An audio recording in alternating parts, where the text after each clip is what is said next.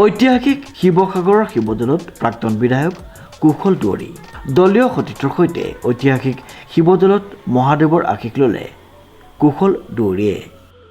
আজি আমাৰ শিৱসাগৰৰ ঐতিহ্যমণ্ডিত শিৱদৌলত আমি সকলো আমাৰ দলৰ কাৰ্যকৰ্তা বন্ধুৰ সৈতে ভৱিষ্যত দিনৰ আমাৰ যিখিনি কাম কাজ আছে সেইখিনিৰ কাৰণে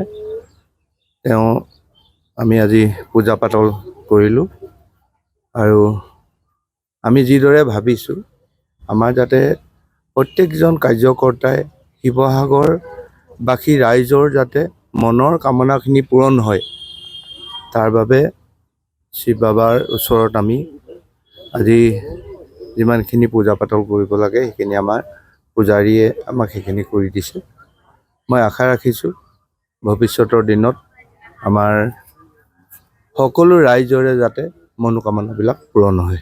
শিৱসাগৰ বিধানসভা সমষ্টিৰ পৰা বিজেপি দলৰ টিকেট প্ৰত্যাশী কুশল দুৱৰী দলীয় কাৰ্যকৰ্তা আৰু শিৱসাগৰীয়া ৰাইজৰ হিত কামনা কৰি পূজা অৰ্চনা কৰা বুলি কুশল দুৱৰীয়ে জানিবলৈ দিয়ে। কংকনজ্যোতি শৰ্মাৰ ৰিপৰ্ট, নিউজ নাও।